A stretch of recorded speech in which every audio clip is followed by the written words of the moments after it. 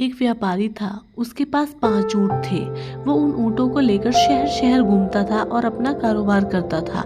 एक दिन वो कहीं बाहर गया था, पर वापस घर आते समय बहुत देर हो गई और रात पड़ गई। उसने सोचा कि मैं यहीं किसी धर्मशाला में रुक जाता हूँ। उसने धर्मशाला ढूंढी और वहाँ पर उसको एक धर्मशाला मिल भी गई। उसने सोचा कि मैं बाहर ऊँटों को बांधकर आराम से सो जाता हूँ। वो धर्मशाला के बाहर अपने ऊँट बांधने लगा।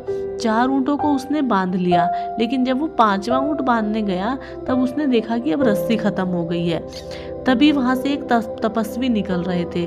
उन्होंने व्यापारी को परेशान देखकर उनसे पूछा कि आपको क्या परेशानी है। उस व्यापारी ने कहा कि मुझे धर्मशाला के अंदर जाकर आराम करना है, लेकिन इस 5वें ऊँट को बांधने के लिए मेरे पास कोई रस्सी नहीं है।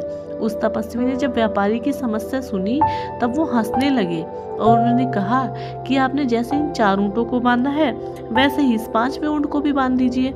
तपस्वी ने की बात सुनकर व्यापारी हैरानी के साथ बोला, लेकिन रस्सी तो खत्म हो गई है। तपस्वी ने कहा, मैंने कब कहा कि तुम इस ऊँट को रस्सी से बांधो?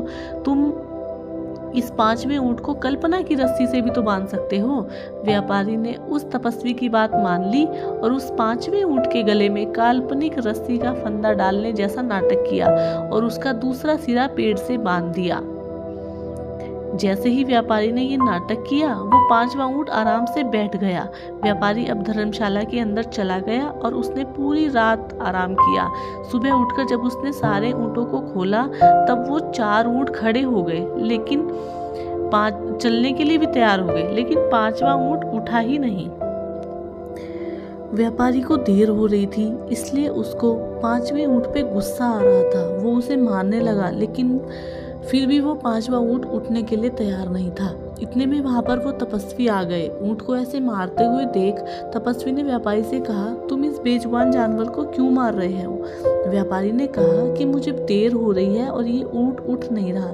तपस्वी ने व्यापारी से कहा कि अरे, कल तुमने इस ऊँट को बांधा था, आज तुमने इसे खोलना होगा। बिना खुले वो कैसे उठेगा? व्यापारी ने कहा, अरे मैंने इसे हकीकत में थोड़ी बांधा था, मैंने तो सिर्फ बांधने का नाटक किया था। तपस्वी ने कहा, कल जैसे तुमने बांधने का नाटक किया था, वैसे ही आज तुम इसे खोलने का नाटक करो। उस तपस्वी की बात सुनकर व्यापारी ने ऊँट को खोलने का नाटक किया। ऊँट तुरंत उठकर खड़ा हो गया। तो इस कहानी से हमें यह शिक्षा मिलती है कि कई लोग परंपराओं की रस्सी से बंधे रहते हैं और सही गलत का अंतर भूल जाते हैं।